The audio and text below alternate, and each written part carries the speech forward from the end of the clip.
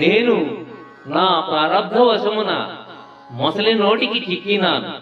నేను దీనుడను, రావే ఈశ్వర, కావవే వరద, సంరక్షింపు భద్రాత్మక అని గజేంద్రుడు మొరపెట్టుకున్నప్పుడు కల వైకుంఠపురంబులో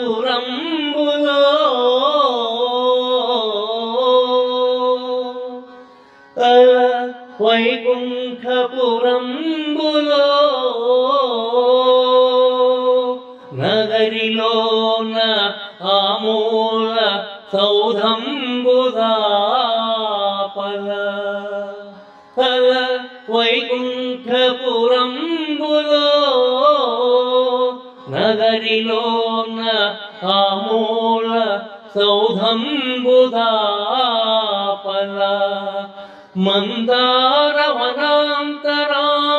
సర ప్రాంతేందు కాంతోపరోత్పల పర్యంకరమా వినోదియగు ఆపన్న ప్రసన్నుండు విహ్వల నాగేంద్రము పాహి పాహి అన కుయ్యాలించి సంరంభే విహ్వల నాగేంద్రము పాహి పాహి అన కుయ్యాలించి సంరంభే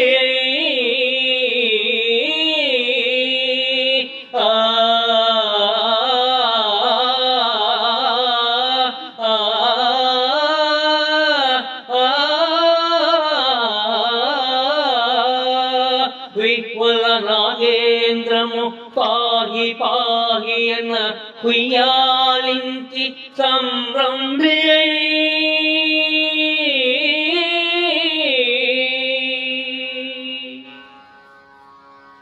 అక్కడ ఉన్న వైకుంఠమనే చోట ప్రధాన భవంతి దగ్గర మందార పూల తోట లోపల అమృత సరస్సు ప్రాంతంలో చంద్రకాంత శిలలపైన కలువల పాన్పు పైన లక్ష్మీదేవితో కష్టాలలో ఉన్న వారిని అనుగ్రహించే శ్రీహరి స్వాధీనము తప్పి పాహి పాహి అనే మొర విని గబగబా లేచి అని ఈ పద్యం యొక్క అర్థం.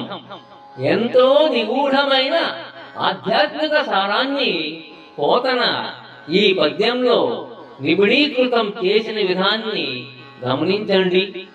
అలా వైకుంఠపురం, అందులో ఒక అంతఃపురం, అక్కడ ఒక అమృత సరోవరం, అందులో చంద్రకాంత వేదికపై ఒక కలువ పాన్పు, ఆ పాన్పుపై రమా సాంగత్యంలో తేలియాడుతున్న విష్ణుమూర్తి. ఇది పోతన్న కట్టిన చిత్రతోరణం. ఇంత వివరంగా ఎందుకు చిత్రించినట్లు? రసపారవశ్యంలో కూడా భగవంతుడు భక్తుల మొర ఆలకిస్తాడని చెప్పడానికి. ఏ స్థితిలో ఉన్నా కూడా జనార్దనుడు ఆర్తత్రాణ పరాయణుడే.